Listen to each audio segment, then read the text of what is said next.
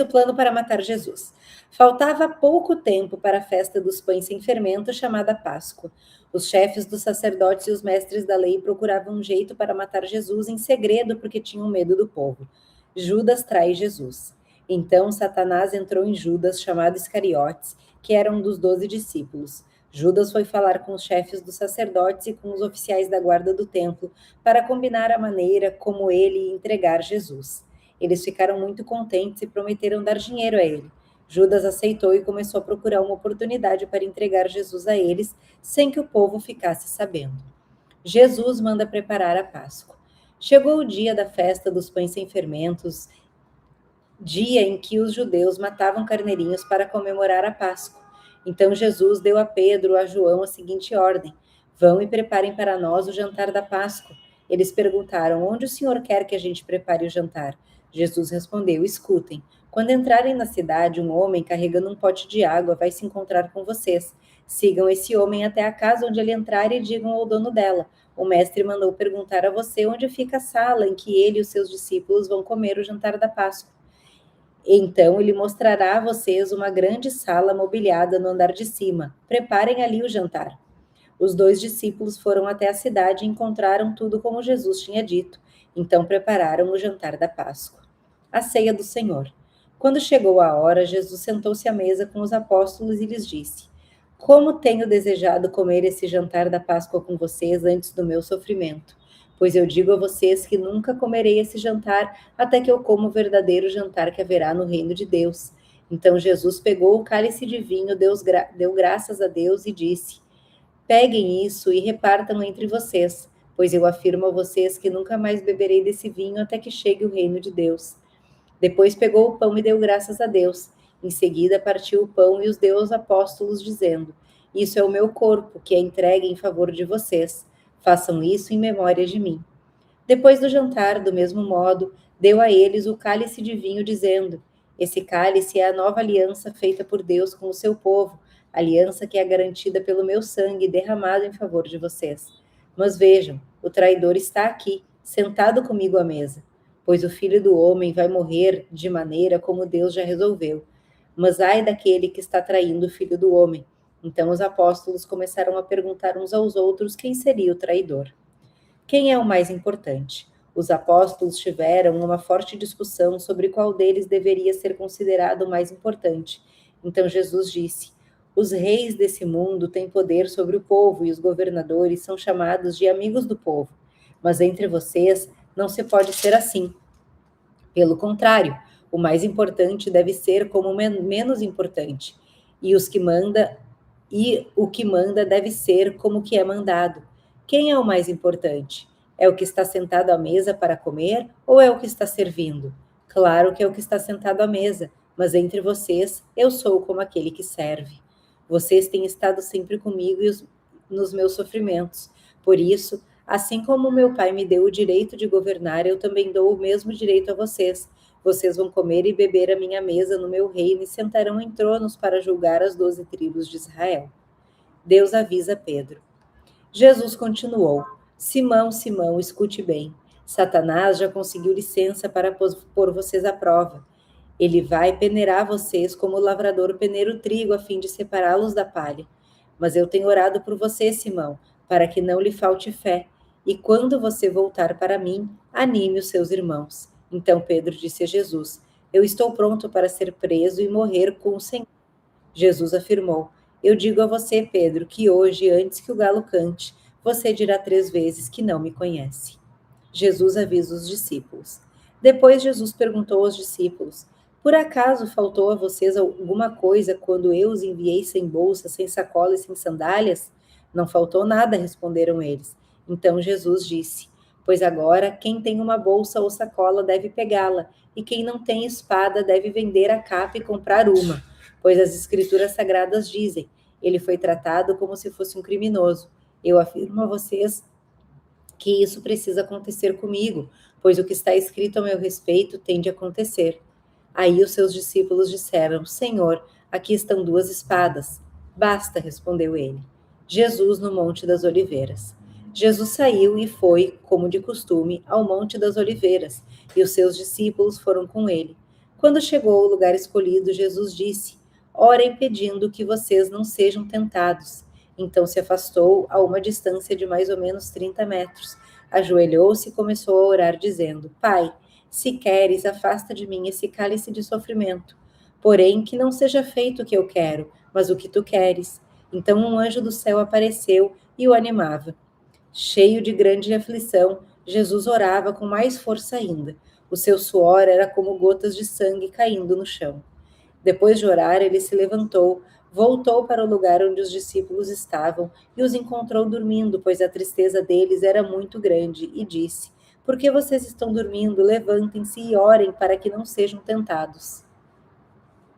Jesus é preso. Jesus ainda estava falando quando chegou uma multidão. Judas, um dos 12 discípulos, que era quem guiava aquela gente, chegou perto de Jesus para beijá-lo. Mas Jesus disse: Judas, é com um beijo que você trai o Filho do Homem?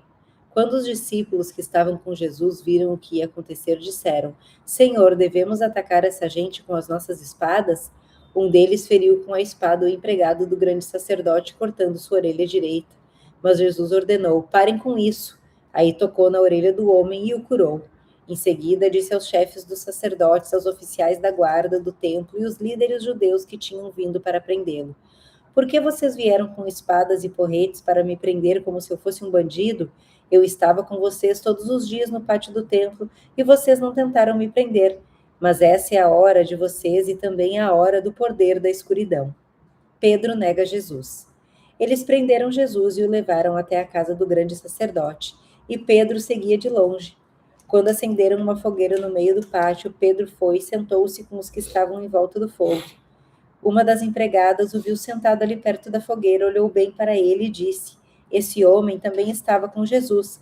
Mas Pedro negou, dizendo: Mulher, eu nem conheço esse homem. Pouco tempo depois, um homem o viu ali e disse: Você também é um deles. Mas Pedro respondeu: Homem, eu não sou um deles. Mais ou menos uma hora depois, outro insistiu: Você estava mesmo com ele, porque também é galileu. Mas Pedro respondeu: Homem, eu não sei do que é que você está falando. Naquele instante, enquanto ele falava, o galo cantou. Então o Senhor virou-se e olhou firme para Pedro, e ele lembrou das palavras que o Senhor lhe tinha dito: Hoje, antes que o galo cante, você dirá 3 vezes que não me conhece. Então Pedro saiu dali e chorou amargamente. Os guardas batem em Jesus. Os homens que estavam guardando Jesus zombaram dele e batiam nele. Taparam os olhos dele e perguntavam: Quem foi que bateu em você? Adivinhe! E diziam muitas outras coisas para insultá-lo. Jesus diante do Conselho Superior. Quando amanheceu, alguns líderes dos judeus, alguns chefes dos sacerdotes e alguns mestres da lei se reuniram. Depois mandaram levar Jesus diante do Conselho Superior. Então lhes disseram: Diga para nós se você é o Messias.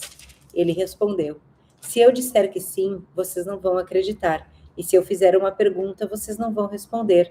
Mas de agora em diante, o Filho do Homem se sentará do lado direito do Deus Todo-Poderoso. Aí todos perguntaram: Então você é o Filho de Deus? Jesus respondeu: São vocês que estão dizendo isso. E eles disseram: Não precisamos mais de testemunhas. Nós mesmos ouvimos o que ele disse. Não tem como quem entende um pouco ouvir essa passagem e não se emocionar. Porque tudo que foi feito por você e por mim. Jesus, ele se entregou. Jesus, ele teve a última ceia, o pão sendo o corpo, o vinho, o sangue. E por que Judas traiu Jesus?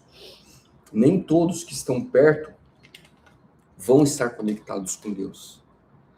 E isso acontece também nas igrejas. Não é todo mundo que vai na igreja que é um representante de Cristo. Olha os fariseus.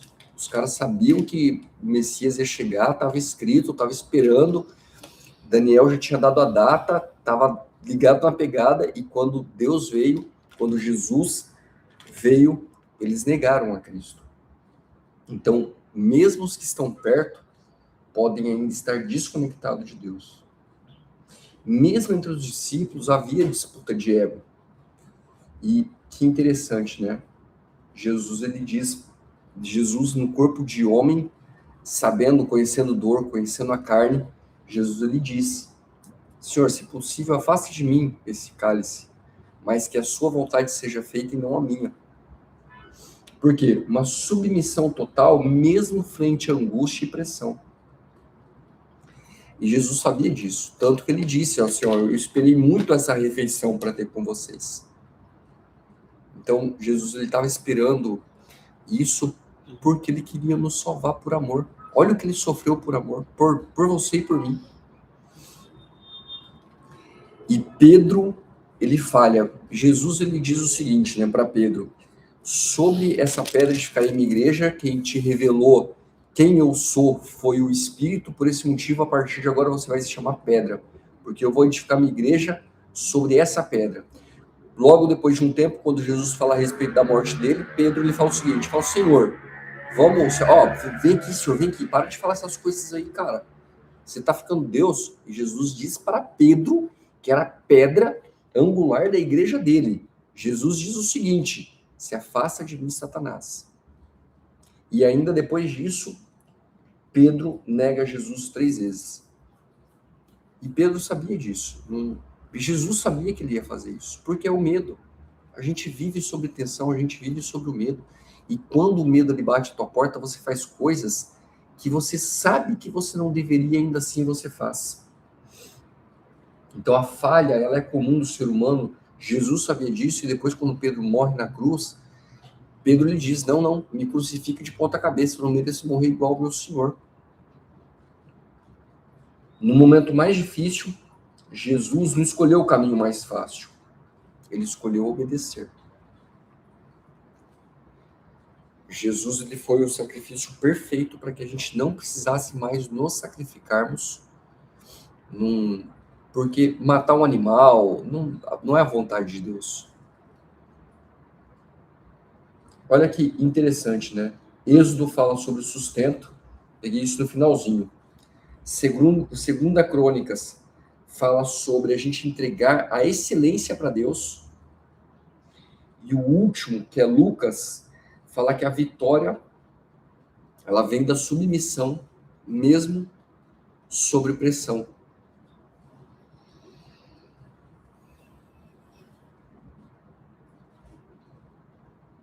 Que Deus te abençoe. Que Deus te abençoe, Mara. Eu tô com o cotovelo machucado aqui. Ontem eu tive uma torção no jiu-jitsu e faz parte do jogo. Que Deus te abençoe imensamente. Que Deus traga melhora para você. Muita água, tá? Por favor, bastante água. Não deixe de comer e vamos lá. Quer dizer alguma coisinha, Paixão? Eu acho a história de Lucas tão linda porque Lucas ele não viu Jesus nesse momento. Lucas não estava com Jesus. Lucas fez uma pesquisa a fundo e bendito é aquele que crê em mim e não me vê. Não é o que Jesus diz? Pessoal, que Deus abençoe cada um de vocês. Fazer parte do Família Real é muito mais do que se inscrever no canal. Fazer parte do Família Real é entender que a gente é uma família, porque nós aceitamos Deus como nosso Pai, que nós somos irmãos em Cristo Jesus. Fazer parte do Família Real é você ter a vontade de levar a mensagem para os que dormem e fazer parte dos que estão acordados. Nós desejamos tudo de bom para você. Queremos que o resto da semana seja muito mais que abençoada. Deixe sua oração caso você precise. Mara, a gente vai orar por você. E mais que isso, deixe um agradecimento. O que Deus fez por você? Onde Deus te sustentou? Eu quero saber. E o que você faz de excelência para Deus? Se você quiser deixar escrito aqui, deixa, porque nós estamos no caminho do aprendizado. Esse canal é isso. Nós estamos aqui para a gente aprender juntos. E se tiver algo que eu precise aprender, eu quero aprender. Quero fazer melhor para Deus. Né?